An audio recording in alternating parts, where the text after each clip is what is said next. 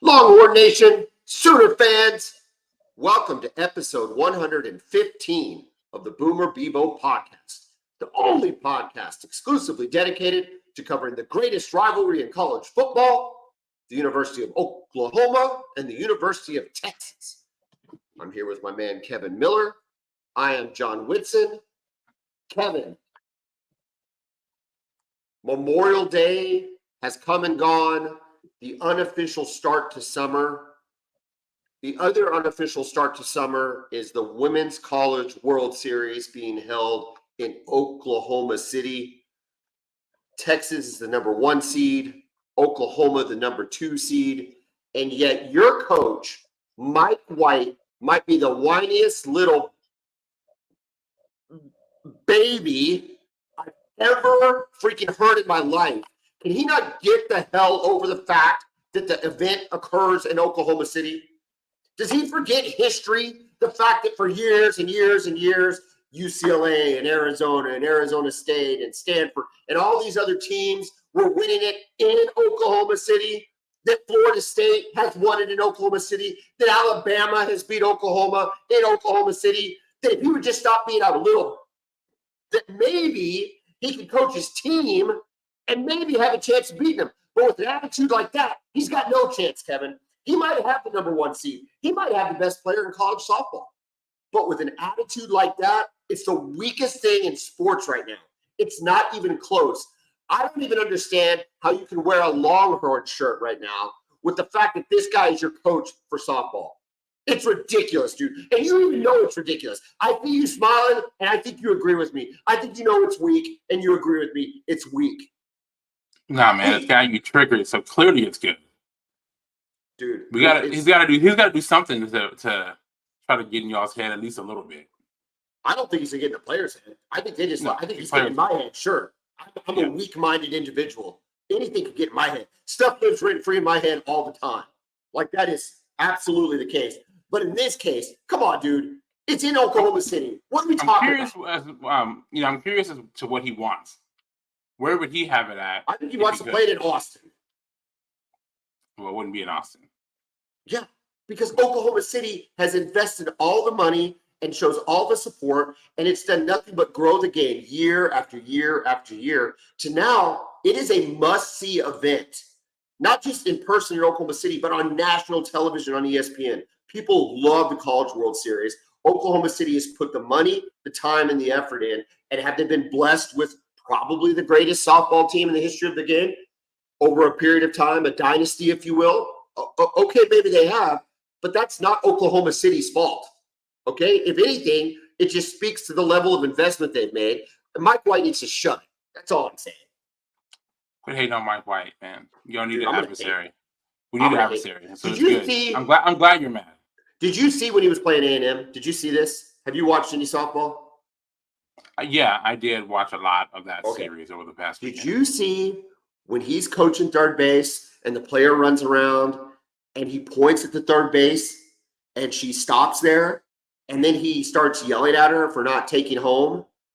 And I did not see that. And she looks at him incredulously, right? She's like, look, and she goes, you can read her lips. She's like, you pointed at the base. And he's like, I don't care what I did. You should have gone home. And she's like, yeah, but you pointed at the base. This is what this guy does, man. He doesn't take responsibility, Kevin. He doesn't take responsibility. He doesn't take any sort of ownership, and he just can't even fathom the fact that he might have to go to Oklahoma City and face Patty Gasso. If anybody's living rent-free in anybody's head, it's Patty Gasso and Mike White's. You know that's true. Oh, I mean, understandably so. I think she lives in every softball coach's head, especially if your team has any aspirations to win a national championship, knowing you got to go through them. Let me tell you how good these two teams are, Kevin. These two teams are set apart from the rest of the field. Now, the field is loaded, all right? You got a good Tennessee team. I think Tennessee's there. Am I wrong? No, I take that back. There was a good Tennessee team. They must have got knocked out. You got UCLA, Oklahoma State's really good, Florida's really good. So you've got some good teams there, all right? But Oklahoma and Texas are so far ahead of everybody else. They're the only two teams ranked in the top 5 in both runs scored and runs allowed. Wow. So they give and they take away, right? They are both very balanced. Texas has the best batting average in the country. Oklahoma has more power, and defensively they have the best fielding percentage. On top of that, there's star power all across the field on both schools. At the University of Texas, potentially your best pitcher, I'm not best pitcher, your best player ever. Probably not your best player ever because Cat Osterman was pretty Yeah, good. Cat Osterman is probably still, but it's still early though. She's only a sophomore. I'm probably talking some hyperbole there. I got a little excited. She's the second best player in the country. She was runner-up in the Collegiate Player of the Year behind Najari Candidate out of Stanford. But Reese Atwood, she's the real deal, dude. Like, she is the absolute real deal. 23 home runs, 90 RBIs, a 435 batting average. You've got Mia Scott, third base, a second-team All-American, and then Vivienne Martinez, utility player, also making the All-American, I think the second team. So you're loaded. Oklahoma, as we know, 5 players selected the All-American team. Jada Coleman, Tiara Jennings, first-team All-American. Kelly Maxwell, Kinsey Hansen, Elisa Brito, second-team All-American. Listen, dude, we're set up. Oklahoma's on the top of the bracket. Texas is on the bottom of the bracket. I am praying for chalk. When we first started this podcast 2 years ago, it was an OU Texas final. And at that time, we didn't even know how to do a podcast, but we did one just on softball. Still one of our most viewed episodes. Now we know what we're doing, and Texas is a different team. They were good enough to make the finals, but they weren't in OU's class. Now, from the product on the field, Texas is every bit in OU's class. The question is, to your point earlier, can they overcome what Patty Gasso at Oklahoma has been able to do over the last 3 seasons? Correct. You know what to do in these moments when you get into these big-time games and these big-time moments of these big-time games. You always have somebody who can make a hit, who can make a crazy catch. So, we'll see. And we talked about this on our last episode, right? If Texas, the only goal for them is to win the national championship. And to do that, you have to go through, first of all, you may have to go through OSU, right? Oklahoma State here, and go through OU. So you'll definitely earn it. They would have earned it if they win it. Texas in their side of the bracket, they're the 1 seed. They go up against Stanford, and then they have matchups potentially against Oklahoma State and Florida, depending on wins and losses and how the bracket unfolds. Oklahoma is the 2 seed. They go up against the 10 seed Duke. Matchups against UCLA and Alabama. OU is the 2 seed. Ironically, I think has an easier path if you just look at the seeding. Yeah. To only have to go up against the 10 seed, 6 seed, and 14 seed. Although Alabama is one of those sneaky 14s, it's like go ahead. It's interesting you say that. It was kind of like, I don't know if the super regional you're talking about with Texas against Texas A&M. Texas A&M was ranked 16, and I don't know a ton about softball, but that did not look like a 16 ranked seed with Texas A&M. That was a really good team. It wasn't a fluke. They could have beat Texas easily, right, and won this thing. And I don't think it would have been a fluke. They were really good in all 3 games. No, it wouldn't have been a fluke. It wouldn't have been a fluke if A&M would have won. Texas is a better team. They've proven it throughout the year. I think they're number 4 in strength of schedule, have the best record. It's fascinating. Back to my earlier point, I think Mike White keeps trying to bring this up. Like, I don't know what the point is, though, who he's motivating. It just, none of it makes sense to me when he does it. Yeah, he sounds like he really wants this thing moved somewhere else. I don't know if he wants it to be at a different location every year, sort of like the Final Four. That's what it sounds like. I don't think he wants the thing to go to Round Rock, right? Which is kind of the equivalent of it being in Oklahoma City for OU. Yeah. But it's curious if that's ever going to get anywhere. Is anybody even listening to him, or is it people wondering, hey, should we move this thing around? Makes you wonder. I tell you what, I'm excited. I'm excited as an Oklahoma fan. This is the last season you talk about your Reese Atwood being a sophomore. You've got years to come watching her and some of these other players. For Oklahoma fans, this might be the last time we see Jada Coleman on the field, Kinsey Hansen, and others. And it's been a very special. I don't think Tiara is a senior. For some reason, I think she's a junior. Do you know? Tiare No, Jennings. but it just sounds like she's been around for a long It time. sounds like she's been around forever, but for some reason, I'm not 100% sure. But Jada Coleman.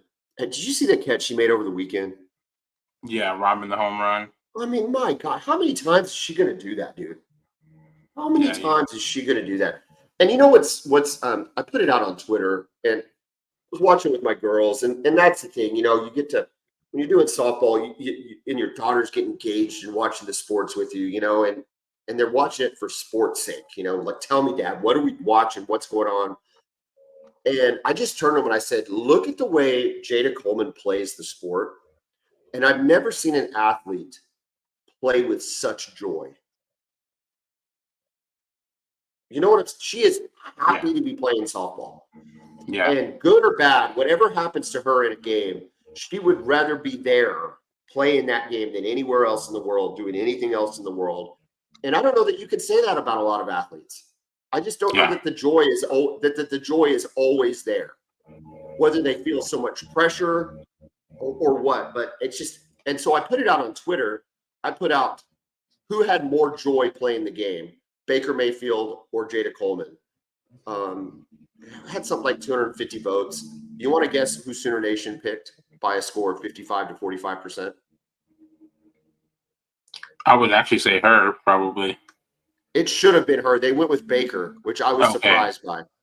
But can you think back to Texas athletes, football, whatever? Is there an athlete that comes to mind that when they played the sport, you just couldn't help but notice their contagious energy?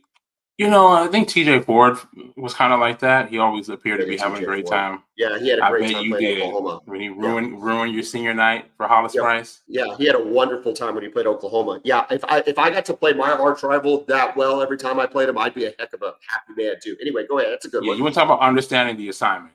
TJ Ford absolutely understood the assignment. There was some good OU teams too. Great battles during that time. But yeah, it's always fun to see that. Somebody just looks like they're having the time of their life doing something that, people like us kind of dreamed of doing, right? And they're kind of living that out, and they do it with that enthusiasm that we hope we would have had if we would have had that opportunity.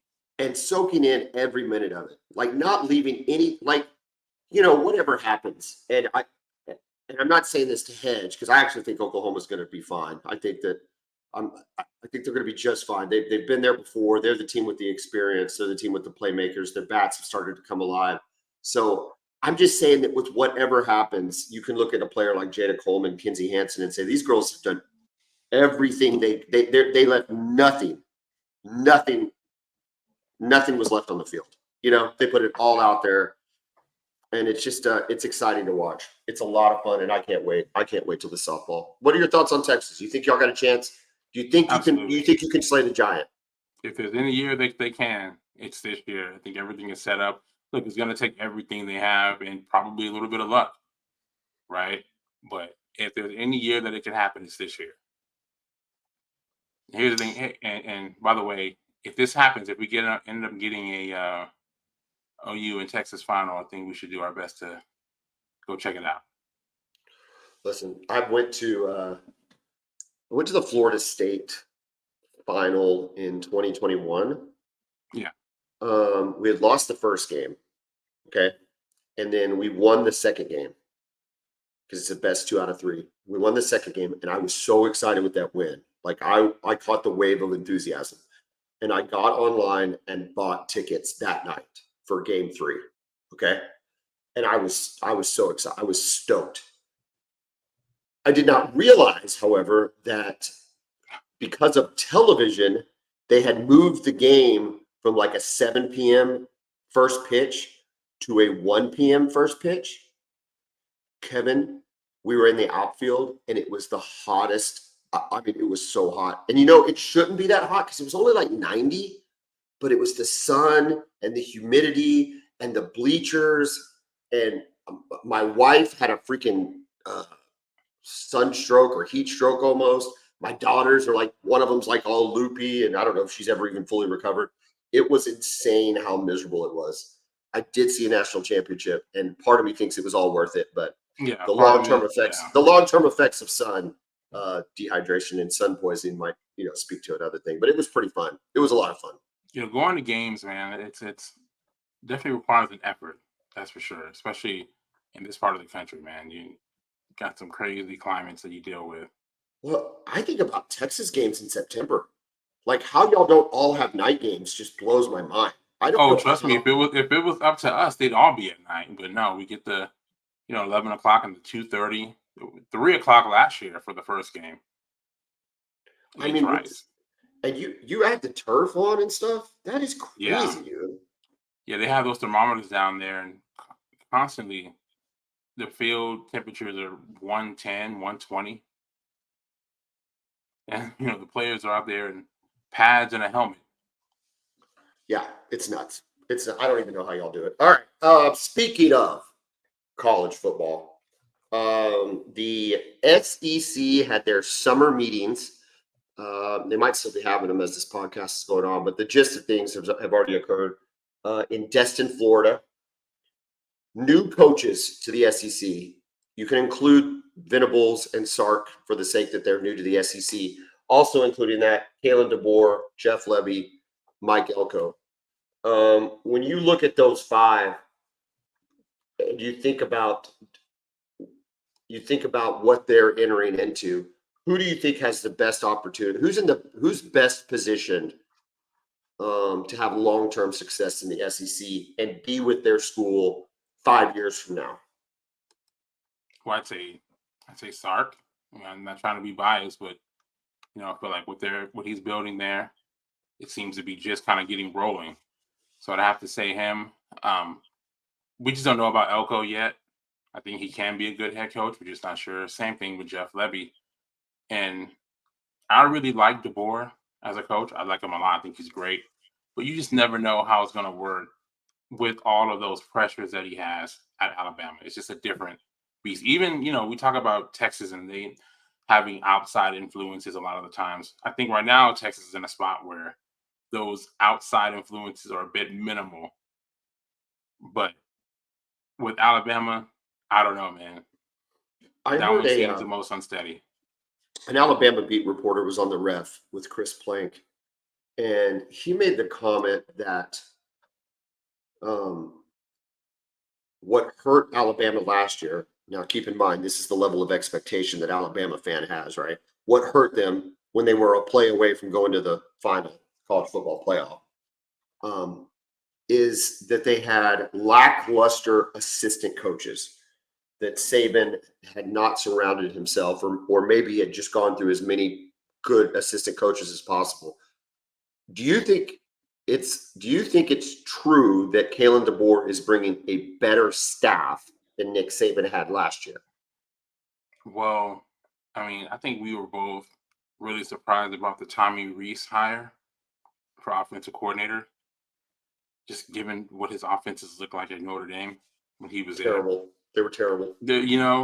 How is this guy going to improve? And I know you're running the offense that Saban wants you to run, but man, I just seen nothing from him that made me think that this guy was capable of being a good offensive coordinator at the University of Alabama. So if DeBoer is bringing the staff with him he had at Washington, then I would say yes, he is. Yeah.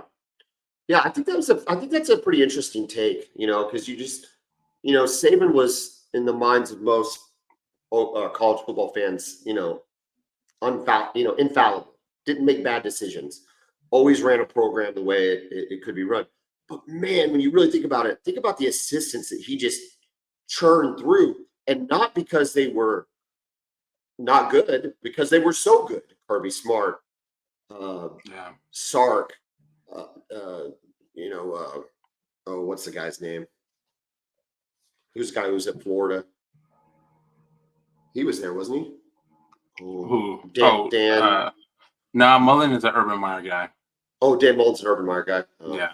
He was at Florida, wasn't he? Yeah, you're right. Will Muschamp.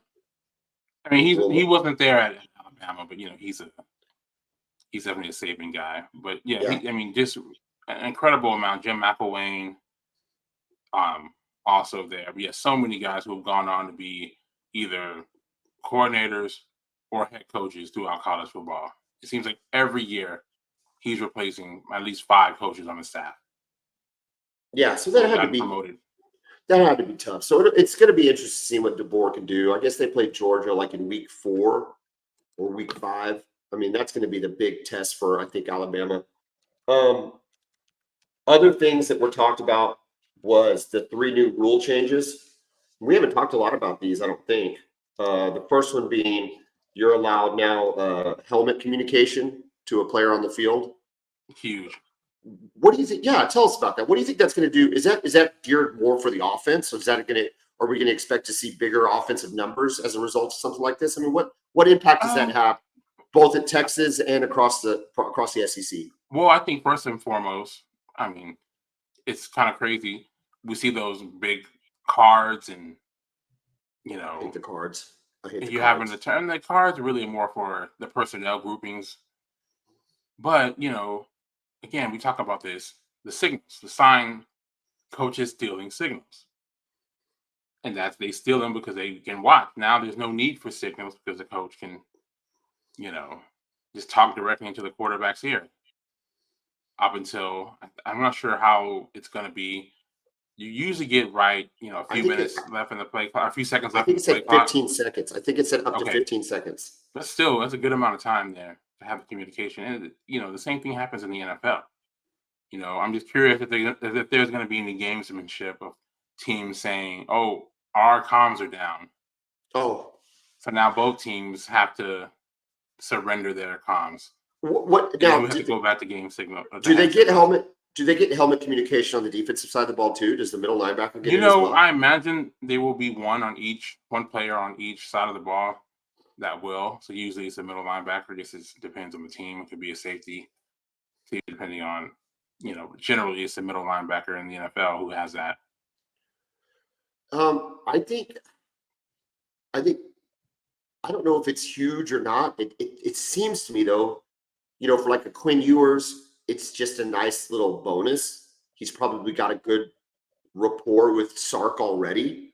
I think about Jackson Arnold at OU though, and being able to get that information a lot cleaner, a lot quicker, be given a calming word in his head or just a cautionary word in his headset.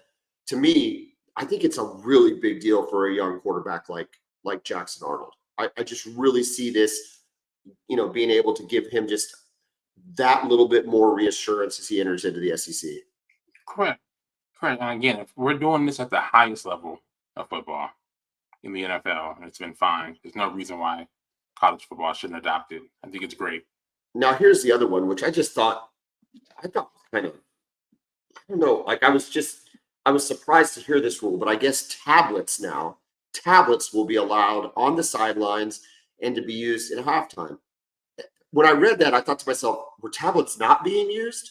I mean, was I missing something, or was that just all pros or all NFL? And just NFL. Yeah. You remember back in the day, they used to have the actual printer on the sideline. They would print out the actual pictures of plays and formations to kind of show the players what was happening.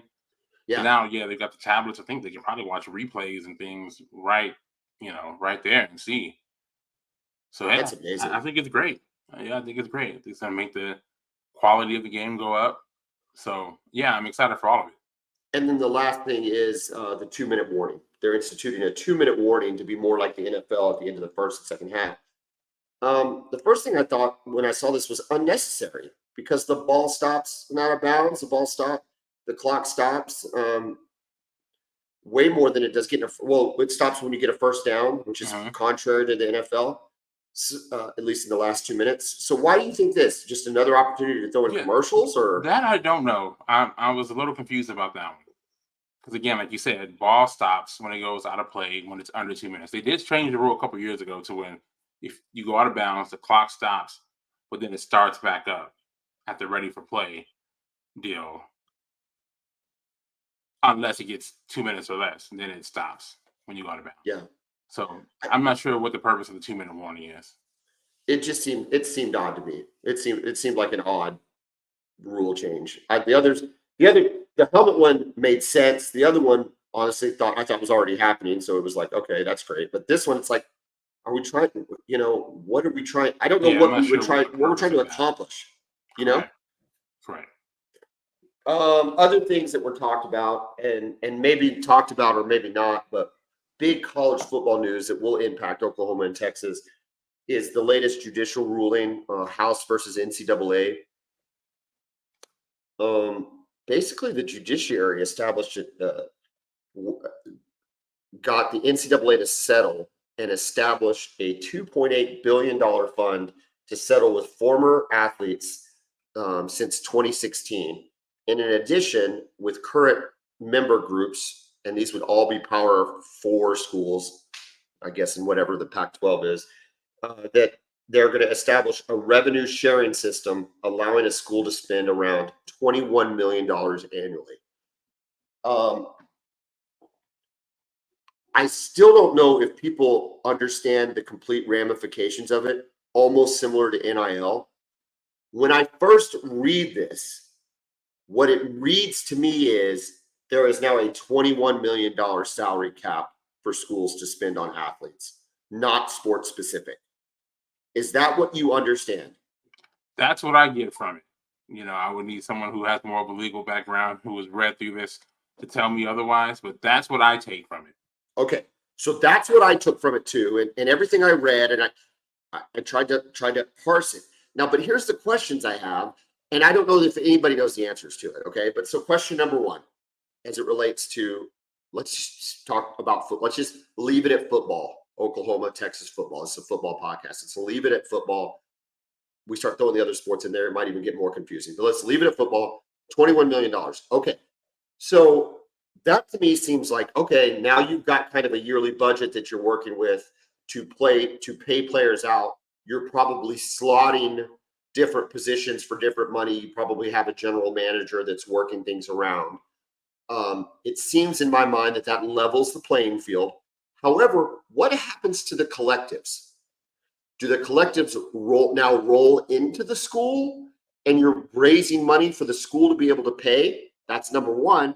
Number two, or does the collectives continue to operate independently so the school pays up to $20 million or $21 million, but now the collectives can sweeten the deal? Have you heard either one or both of those scenarios? Neither. Yeah, it seems very unclear when it comes to that, because I have the same question. Because if that's the case to where the collectives can still exist independently of this salary cap, as we're calling it, then it's just going to continue to help schools like Texas and Oklahoma and Alabama, Ohio State and Michigan. Correct. Yeah, Georgia. yeah. So it'll just be the same as it always been. Schools like ours have the advantages over other schools that have a smaller fan and alumni base. I don't know if this,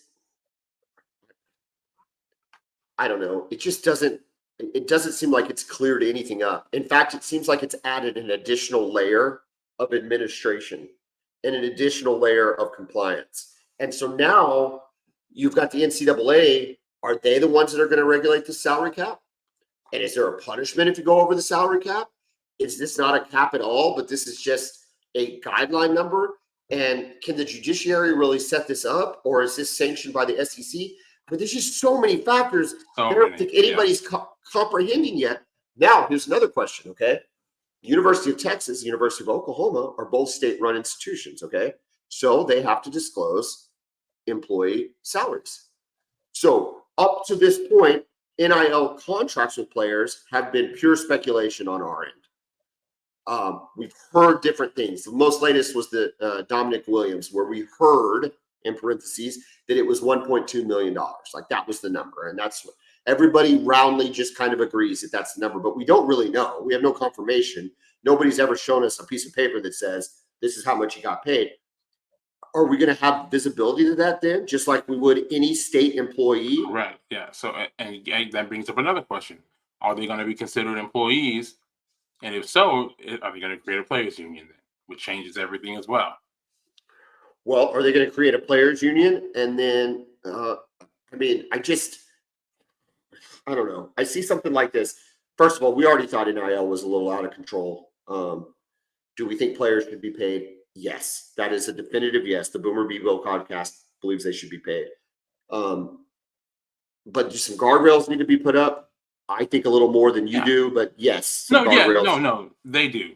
Yeah. Yeah. But I don't think this is an effective guardrail. If anything, it just is, again, another layer of administrative BS that they're going to have to navigate. And again, I just think it makes the big boys even bigger.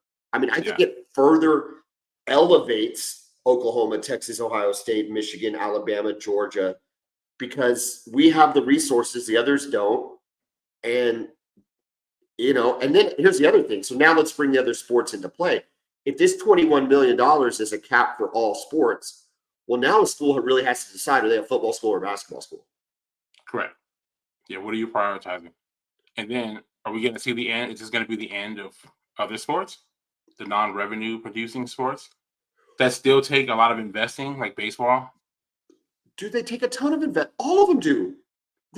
But there's at least in football, there's a huge return on it. Right. But there's a massive return on football. But 100%. What about baseball? Well, that's the thing. So one article I read said that this, to your point, does this usher in a new era of club sports? Does it become, like OU always has a club rugby team and a club hockey team and a club rowing team that aren't paid for and supported by the University of Oklahoma, but they get to be affiliated and things like that. Is that what happens to the golf team and the baseball team and track and so on? It's just, I don't know, dude. It just was unsettling to me. I don't know. It was just unsettling. It's a lot of change, man. It's a lot of change happening at once. So it can be a little hard to handle, especially since we still have more questions based on everything we hear. All right. Well, I'm glad we cleared that up. If anybody knows what they're talking about, and me and Kevin just missed it, please put it in the comments, tweet us. We'd love to know. I mean, we want to be engaged in the conversation. And if I didn't explain something or read something wrong, please point it out. I think I did. And I think I just continue to have more questions than answers. Before we jump ahead to talk some NBA, let's take a moment to thank our sponsor, Brown O'Haver. Brown O'Haver is a public insurance adjusting firm, works for the insured, not the insurance company. So if you had a loss to your home or your business that you've had to file an insurance claim on, you need to call Brown O'Haver, 405-735-5510, and let them work for you, not the insurance company, to get you 30 to 40% more money than you get on your own. Clients down, we've already got clients down in Sulphur, Ardmore, Marietta from the tornadoes. We've had some fires up here in Oklahoma City, some fires in Tulsa. You want to give us a call, 405-735-5510. If you're down in those tornado ravaged areas and it's your business or whatever the case would be, the insurance company started to kind of jack you around, give us a call. We'll tell you. We'll be happy to tell you, hey, these things are working out for you. This is what you want to do.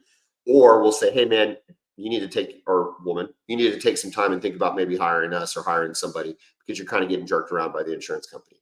Either way, we're happy to discuss your claim. There's never a charge for a consultation. And if you've already been paid for a claim, there's never a charge unless we make you more money.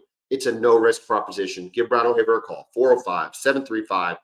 405-735-5510. Kevin, before we get into the NBA playoffs, Bill Walton passed away. Does that suck or what? Absolutely, man. Yeah. I mean, you and I know him more as a broadcaster than a player, right? And, so many times he was made fun of for his voice because and the stuff he said and, the melodious sounds of the basketball dribbling on the ball on the ground and the play and the people that know how to love the game. I'm not even doing it very good, but it resonated with people. It resonated with me. Like, I loved it. It was, the fun part about basketball has been the uniqueness of some broadcasters. We've had Dickie V, we've had Bill Walton. There's been other guys throughout the years that have just been, I think a Marv Albert got, with all these guys. Bill Walton helped. He was as good as any of them. And speaking of pure joy, we talked about with Jada Coleman, the joy that he brought to calling basketball. He didn't want to be anywhere else. He wanted to be right there, calling a basketball game, enjoying basketball. And he was all about the ball. And that was what was so much fun about listening to him. He was with NBC from 1990 to 2002. He called NBA Finals games for NBC. And then he was with ESPN from 2002 to 2009. And then most recently, he was kind of off and on with some health issues, but most recently he was calling Pac-12 games for the Pac-12 network and ESPN. But man, he was fantastic. But listen to this, man, as a player, and we've actually talked a little bit about Bill Walton on this show before. In the national final against Memphis, okay, 21 of 22, 44 points, 13 rebounds. Man, it'll never be done again. It'll never be done again. No way. Not a chance. It's unbelievable. He was an NBA champion in 1977. We talked about this. Youngest team to ever win an NBA championship was the 1977 Trailblazers. He also won an NBA championship in 86 with the Celtics. He was the finals MVP in 77. In 1978, he was the league MVP. And in 86, when he won it with the Celtics, he was the sixth man of the year. And the dude was a baller, man. He's in the College Hall of Fame, the Pro Hall of Fame, just you name it. And literally and figuratively a giant in the game. Correct, man. You talked about those UCLA teams, right? You had Lou Alcindor, Kareem Abdul-Jabbar. And then after that, you have Bill Walton. That's how you go all those years without ever losing a game. I guess you have those kind of guys playing center for you. He showed up after the 71 season to start the 71-72 season after going 21 of 22, 44 points, 13 rebounds. He shows up the first day of practice and his hair's grown out. And he's got a little bit of scruff on his chin because he's a hippie. That's the thing about Bill Walton. He was a hippie. Yeah. He was a hippie for forever. I mean, that's what he was a Grateful Dead devotee, and he was an absolute. There's no other tie-dye t-shirts. Yeah, and John Wooden said, "I don't know what you're doing with that long hair, but you're not going to play." He's like, "Well, I just won an MVP. I'm the player of the year," and he's like, "Yeah, well, I'm still the coach, and I decide who plays or not. And if you're not ready for practice in 15 minutes with the cut hair and shaved face, we're going to miss you around here, Walton said it took him about 30 seconds to realize coach wasn't joking. And he went to the locker room, shaved his head, shaved his face, and was back on the court. I mean, he loved basketball. He was willing to stand up for stuff, and he was willing to, be that hippie type personality, but not above the game. And that was what was really cool about Bill Walton. Nothing was above the game. And I don't know. Dude, listen, he's going to be missed. It sucks. Yeah. Very surprising to hear that news. Didn't realize he had been sick even. This is social media can be a real ball hole most of the time, probably anyway. Oh yeah, more than it's not. Yeah, but when something like this happens, and the outpouring of stories get shared, stuff that you would never get to hear, right? You just wouldn't have access to it. You wouldn't have it ready to. But just to be able to put hashtag Bill Walton and then see just every story that gets shared, Larry Bird sharing stories and Dave Pasch from ESPN and on down the list, everybody that just talked and raved about him. It was, it was a lot of fun. Anyway, Bill Walton. One more thing on the opposite end of greatness, Bronny James is officially foregoing his seniors or his eligibility at USC to enter the draft. He has only worked out for the Phoenix Suns and the LA Lakers.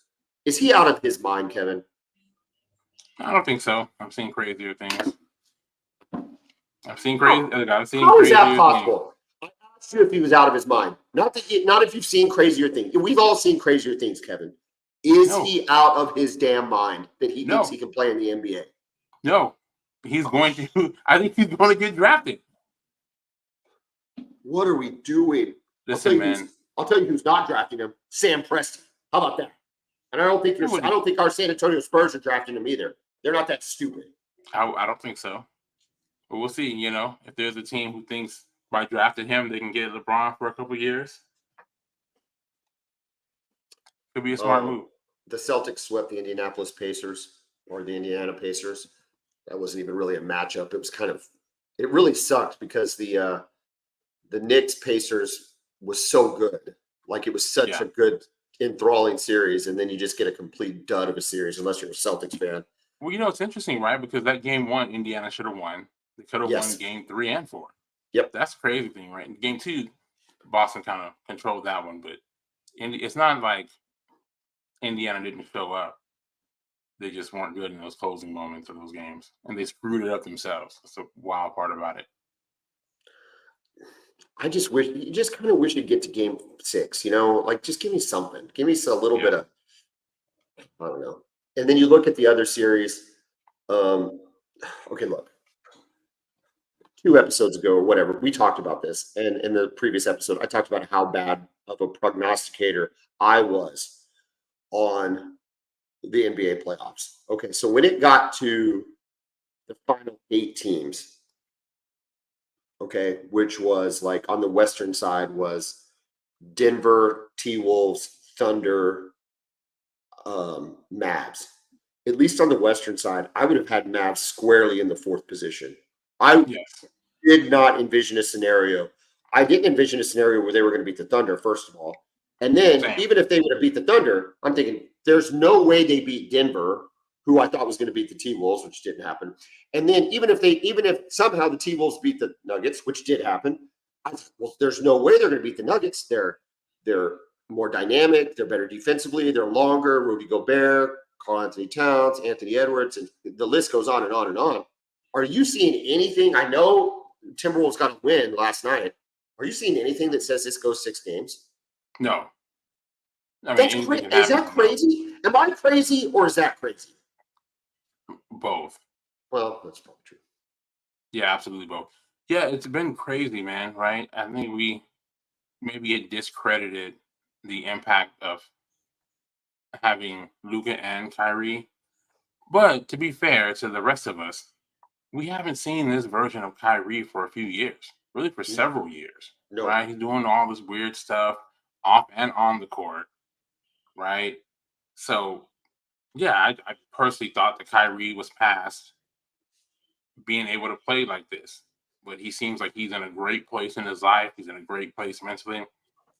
He looks like the Kyrie that was closing out the NBA Finals in 2017 is what he looks like. So it's been great to see, and their other guys are stepping up. But really, man, this is just showing Luka's elevation, right? We knew he was good. We knew he was great. But just the way he can lead a team in some of these clutch moments has been really cool to see. I had talked to, I was with family over the Memorial Day holiday, and family that are from Dallas, and a couple of them that have grown up in Dallas and are Mavs fans. And so they're excited. I mean, they're excited about their Mavs, but even they are bugged by Luka's antics. You would agree that it's getting a bit, it's just like, come on. Yeah. Bro. I mean, especially during the Thunder series, every single call that happens, he's barking at a ref. Every time out, he's barking at a ref. Even when he gets a call, he just kind of gives the ref like, "Oh, finally, I get a call." It's bizarre for such a good player to react to the refs like that. You just don't see it that often. Look, dude, all players get their moments to be buttholes. Like, I get it. Like, it's lots of, we're putting a lot on them, stress and whatever, all the stuff. But just the continued, to your point, just the continued antics are like, okay, man, like, can you just be the best player in the league right now? Like, that isn't that enough? Right. Like, just go be the best player in the league, because you are right now. He is the best player in the league. He's definitely the best player still playing. That's and I love Tatum. I love Tatum, but we've talked about him. Yeah, he's the best player by far. Oh, dude, and he just takes Gobert on. And he makes him look silly. Game. What game 1 was it? Game 1 or game 2? I think it was game 2. Oh, game 2, and that's, to me, that's on the Minnesota coaching staff. You can't have Rudy Gobert isolated on the perimeter against Luka. That's only one way that was going to end, right? And look, it's fun to make fun of Rudy Gobert, right? It seems like everybody does it, but it is fun. They're not losing in this series because of him. Rudy's just playing. No, they're losing. And here's another thing we're talking about, right? Of things that are just surprised the tar out of me is, where's Anthony Edwards? He had a better game in the game 4, but honestly, he hasn't shown up this series. And to me, that is a shocker. The guy had played so well. He played so well against Denver. He played well in round 1. I don't even remember who they played. And it's like, And I think to myself, is Dallas that good defensively? I'm like, no, they're not really that good defensively, are they? But maybe they are, maybe they aren't. Or is he not showing up? Is the moment too big for him? I mean, what's happened to Anthony Edwards, and why is he just not there right now? They force you to adjust your game. Shai Gilgeous-Alexander, the whole Thunder offense, right, is predicated on him driving to the basket and being able to kick to open shooters. Same thing with Jada. And they took that away. So Shai had to kind of readjust and become mid-range king with those mid-range shots, which he absolutely did, which shows he's ready for anything at this point, right? He can handle any situation and be successful. Ant is still, I think, a little too young because he has not been able to adjust the way that Shai was to what they're doing defensively. He looks indecisive. Like he'll try to get to the basket. It's not there. He's just kind of like, okay, what do I do now? Do I look for a shooter? Do I try to back up and try to go again? He's turning the ball over a little bit more. He got stuck in that last game, kind of towards the end of regulation, ended up turning it over. So yeah, there's just another level that you have to ascend to. He's not there yet. It's normal. He looks like a normal young player in that moment. We've seen the best players who ever played this game struggle in moments like that. We've seen Michael Jordan do it, right, in the 1980s. Yep. We've seen Kobe Bryant do it. We've seen LeBron James do it. Sometimes you're just not ready yet. And it just looks like he's now looking like a normal player who's going through this for the first time. Who are the two players that immediately come to mind that did not struggle when they were young? I guess you can say Duncan. I mean, he won a title in his third year. I was thinking Magic. Yeah, true. I was thinking Magic in your, but not in the final game. Not in the final, not in Game 7 against the 76ers when they said, "Hey, dude, we know you're a rookie and we know you're 6'9", but go play center." Yeah, the dude's hitting sky hooks against Philadelphia in the finals. Are you kidding me? Stop. Listen, I hated the Lakers. I've been open about that. I'm not a Lakers fan, but you do not see that kind of step up to the plate type of ability from rookies. I mean, come on. Never. And then Bird does it in year 2. Bird does it in year 2 against the Rockets, 1981. So those guys are, I don't know. Now, Bird's interesting, though, because Bird was older. Yeah. You know, Bird was older, which I think hurt his longevity in the league. You think back, you know, you wonder if Bird would have been able to stay at Indiana. If he still became Larry Bird, you know, going that route, would he have had another couple years in the league to maybe make another couple runs? But whatever. Okay. All that to be said, we know Boston's there. Is this Tatum's best chance to win a title? Is going up against these Dallas Mavericks, presuming they close out the series? I think so. I think just because they're older now, right? It was a good chance against the Warriors, but you still had Steph and those guys who had just been together for so long. It was just tough for them to overcome that. But with this series here, right, now again, Luka's going to be tough, but I think they have the length to defend them and the size, because with Minnesota, they have elite length, but all their guys are a little bit lanky, so Luka can still be physical with a Jaden McDaniels or Nickeil Alexander-Walker. I think that maybe Tatum and Brown might be a better matchup because they're just bigger and stronger while still having that length that could at least frustrate Luka a little bit, right? Is that who will guard Luka? Will it be Tatum and Brown? Will those be I think so. I mean, you could put Derek White on him and Drew Holiday on him as well. I think several guys will have to be responsible for guarding him. By committee. Yeah, because Lou Dort does a good job because he's so physical, but you don't have to count on Lou. But you don't have to count Lou Dort on the offensive end. That's true. You know, that was always Dort. He gets himself into foul trouble. He got into foul trouble every game. It seems like we're midway through the second quarter and he's already got 3 fouls. No, absolutely. That was a huge issue. Absolutely. That was an absolutely huge issue. All right. I kind of think the Celtics, this is their year. It's this or bust. I mean, you almost wonder if you start looking at the team, because it's like, if you can't beat this team, these Mavs, again, I'm surprised by them. Hell, they'll probably surprise me again. And I don't know. I mean, I've been wrong all the time, but this Mavs team is still not a great team. Luka's a great player, but I'm just not convinced this is a great team. Am I? Oh, Man, but these other guys, man, they've just been stepping up. PJ they really Washington, have. he looked like Klay Thompson against the Thunder. Like, where did this come from? And then Gafford and Lively, protecting the Yeah, paint and Lively's had a then great playoffs catching game. lofts. That injury did not look good though. You see that knee No. he took to the back of the head? Yeah, I did. They're talking about it's a neck sprain. I'm like, it looked like it was more than a neck sprain. Like it was a concussion. Who can barely stand up, right? Real quick. My thing is though, with Go Boston, ahead. though, they got to get Porzingis back. Will they get him back? I don't know. It looks like they said that there was a chance that he actually could have played in Game 4, but they're like, for what? And think about it, the finals don't start till next Thursday, so that gives them some more time. So I think they'll get him back. Celtic star pledges to return to lineup as NBA Finals approach. Yeah, he's a big time impact player for them and gives them more rim protection too, which is something that the Thunder didn't have, which kind of hurt them in some key moments when it came to rebounds and things like that. So I don't know. I think it's a good matchup. I do like Boston, but man, I'm done counting these Mavericks out. I'm with you. I'm I just agree. not counting them out. No, and they do have the best player. They've got the best player. He's the best player. They don't even have to. But he's still of the three coaches left. Kid's still the worst coach. He's still the worst coach left. Are we sure about that? I think so. I don't know, man.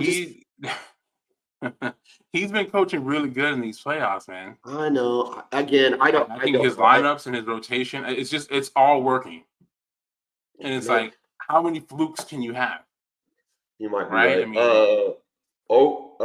real quick on the Oklahoma Thunder before we close out of here, I just got to get your thoughts. Sam Presti gave a pretty good exit interview, which I think everything made sense. He said he wasn't surprised by the lack of rebounding. That was what he expected to see. He was surprised by the lack of offensive efficiency, which we agree. It's just what you talked about. Mavs made us do different things, didn't adjust. Shea did, Jay Will didn't, or J Dub didn't, whichever. Yeah. All those things were fine. What did you think about your boy Gordon Hayward's comments about being misused in the playoffs, furthered by his wife, who decided to butt her face into the conversation? Okay. Any thoughts? Hold on. Okay, so I heard about what he said. I didn't know anything about the wife. What happened there? Okay, let me see if I can find it real quick. Talk about what he said while I look this up. Okay, well, he said that he expected to have more of a role with the team and that he was pretty upset that he didn't. He felt like he could have done more. I don't know. I didn't like the trade when it happened. I'm not sure what they were expecting. I'm not sure what he was expecting, but it sounds like both sides were expecting more than what they got. So it just did not work for whatever reason. I don't know if that's his fault. I don't know if he didn't fit in offensively or defensively. But, I mean, he was pretty much an afterthought and pretty much unplayable during the playoffs. She just said, why trade for someone and not play them? Missed it by not integrating him. Yeah. I mean, I understand why he's frustrated. He's like, I was at least playing in Charlotte. Now, you weren't going to win in Charlotte, but I think he was averaging, 15? He said he wasn't given Hayward said he wasn't given much of an opportunity. I thought I would be given that opportunity. Okay, listen, dude. He played like 49 minutes in the playoffs. Okay, 49 minutes. That's a whole game. 10 games. I understand, but he played 49 minutes. That's like a whole game. That's the equivalent of an entire basketball game. Yeah. And he had 0 points. Yeah. Listen, it's the NBA. You're allowed to shoot the ball when you get it. They wouldn't put you in if they don't want you to shoot the ball. Okay? He was not looking for a shot. He was not active on the offensive end. He wasn't active on the offensive boards to be able to go up and get a board and put it back. He never got fouled and went to the free throw line. He lacked aggressiveness. He lacked anything. He lacked physicality. He looked like a deer in the headlights the whole time. I wanted the trade to work, sure. But what are we talking about? He wasn't given an opportunity. You played a game's worth of minutes in the playoffs and you didn't score a point. Were they supposed to play you more? Yeah. I mean, what am I missing? What am I missing? What are you talking about? Look, man, I don't know. Gordon Hayward was amazing in Butler. Okay, if that shot goes in against Duke in like 2010 or whatever year that was, it's the greatest shot in the history. It didn't, but it was still in the amazing. In the history of the sport. Yeah. In the history of the sport, could be the greatest shot, but it didn't. Okay, probably. And then he goes to Utah, becomes an all-star. He was a great player at Utah. He goes to the Boston Celtics and unfortunately has one of the ugliest injuries. First quarter of the first game of the first quarter of his first game after signing the contract. Absolute disaster. And did his game change forever? Yes, it did. And it sucks because he had such promise. He was a really, really good player, blah, blah, blah, blah, blah. And then goes to wherever else he's gone. We get him in a trade looking for some veteran leadership. We're a young team. You're looking for veteran leadership. You don't need this crap from a veteran. You don't need a guy griping about his minutes. Dude, you got paid. You're a professional athlete. You played 48 minutes and you got 0 points. You know who made more baskets than Gordon Hayward did in the playoffs? Who's that? The NBA Thunder fans. They made 3 baskets from half court. That's the equivalent of 9 points and $60,000. Yeah, well, I mean, I don't know how you defend this guy. I'm defending him. No, I'm saying I understand why he's frustrated. If he thought it was, hold on. He should be frustrated with himself. Maybe he thought it was he clearly thought it was going to be something different than what it was. I don't know what he thought it was going to be. No, seriously, I don't know what, like, for him to react like this at the freaking exit interview press conference, then clearly he expected something different than what he got when he got here. I'm not saying it's anybody's fault. I just but clearly for him, a guy who's a respected veteran around the league. This is the NBA. Go get your buckets. Go get your buckets. I'm not saying I feel sorry for him. I'm just saying. Like, he clearly thought it was going to be something different than what it was. But here's the thing: the Thunder also had to think it was going to be different. They were going to get something different. So I think it just didn't work. You look back at those 49 minutes he played and wondered, was that 49 too many? Yeah. I mean, he was not effective in those minutes.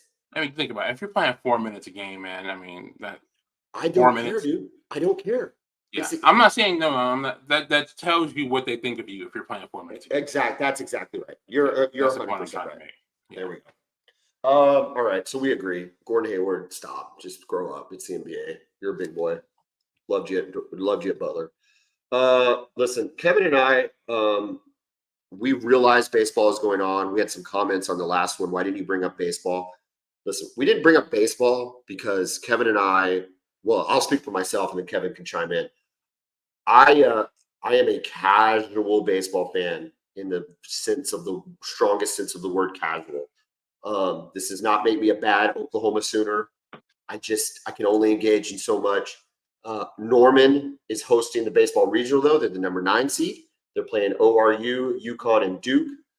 They are not a national seed, so if they make it to the super regionals and everything else holds serve, they will not host a super regional.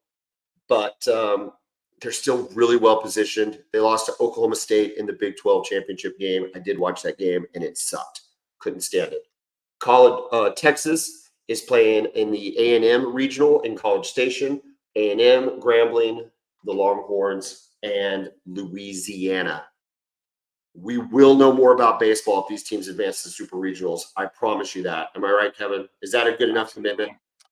Absolutely. Should I apologize for not knowing enough baseball, or should I stay in my lane? I guess is my question. Look, there's plenty. Let's just see what happens with these regionals. And we'll definitely be here with recaps. That's for sure. I think the last thing a fan wants at the Boomer Bevo podcast is for John to talk out of his ass. You know what I'm saying? He wants the same level of expertise on every topic that John brings to the table, not just to be like, oh, and Spikerman for OU is so good, and you remember that time that Spikerman did that? It was amazing. He doesn't want that, Kevin. He doesn't want that.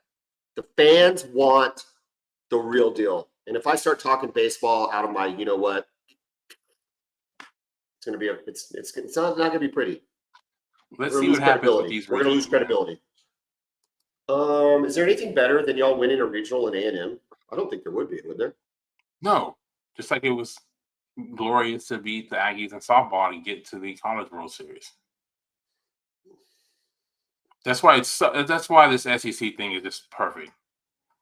It's just perfect. We get the A&M rivalry back. I don't care what fans of either there's always going to be that one fan from each side. Like, oh, yeah, I don't want to play A&M. And Aggies, oh, I don't want to play Texas. Come on.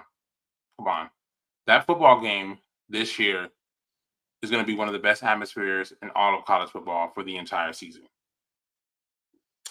Some of my most memorable Bob Stoops games were against A&M. There you go. Good and bad. The Torrance Marshall game, the interception. That was a heck of a game. Yeah, there was the bad one in 2002. Who was the Reggie quarterback? McNeil? Golly, dude. Freshman. You had a knack of making quarterbacks just look like quarterbacks that had no business even looking good. They were. When he like got your defense slacking. Wasn't he the backup or something?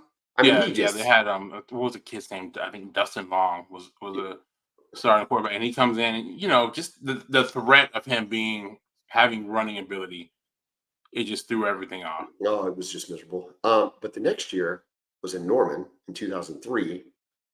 And I happened to be visiting my wife, then girlfriend Alice in St. George, Utah. And I said, I really want to watch this football game. And she goes, I really, really want to go out. And I'm like, well, yeah, I know, but I really, really want to watch this football game. And she's like, fine. Yeah. And then, no, I actually won this battle but we were up 28-0 the first quarter. I was like, we can go. Yeah, there's nothing else to see. Best of both worlds. Best of both worlds. 77-0. And we could have kept scoring, dude. We called the dogs off in the third quarter. You could have easily scored. You took a knee you were taking a knee in the third quarter. You could have scored 100 points easily. You probably could have scored 100 in the third. I wish we would have. And look, I know Texas we've gotten some beat downs from the Sooners over the years, especially but not 77 years, but not in the third quarter. But that 03 team was just. You remember Mike Lupica from the New York Times or whatever he wrote for, and he was all butthurt with Bob Stoops. What did he say? Remember the show, The Sports Reporters on ESPN, which was always the old guys? Yeah, Sunday morning. Yeah. Yeah, sitting around talking. And he was like, shame on you, Bob Stoops, for, and I'm just watching. He couldn't watch the game, right? That's what everybody came back with, like, or you just looked at a box score. That's all you did was look at, because if you watched that game, and I had taped it on video cassette, and I came back and watched it, to your point, it was like, come on, we could have. Yeah. We'd still be scoring. Hey, I mean, shout out to Johnny Jolly, though. Shout out to that guy. Remember him for A&M in the fourth quarter of that game? No, he got a tackle for loss and got up and started dancing. Oh, I do remember that. I'm like, hey, man, you just 11 touchdowns and you'll actually have a reason to dance. Hey, players got to play. I ain't mad at He said, hey, man, I got a TFL. I got to celebrate it. Yeah. There might not be an I in team, but there ain't no we either. So exactly. We get after this one. Kevin, this has been awesome. Next week, listen, I don't know when. We'll have to keep an eye on everything. If we get an OU Texas softball matchup, I guarantee you we'll be doing a softball episode. So stay tuned to the channel. Stay tuned to the socials. We will be there, or I hope we'll be there, but we will be live and recording so that we can stay on top of what hopefully, Kevin, in the SEC has a chance to become the greatest rivalry in college softball. That's what I want to see. I want to see the greatest rivalry in college softball be OU and Texas. It's already the greatest rivalry in college football. It's already happening. I want to see it happen in softball, and I think it has a chance. It's on its way there. It's on its way there. I can't wait. Kevin, have a great night. Welcome.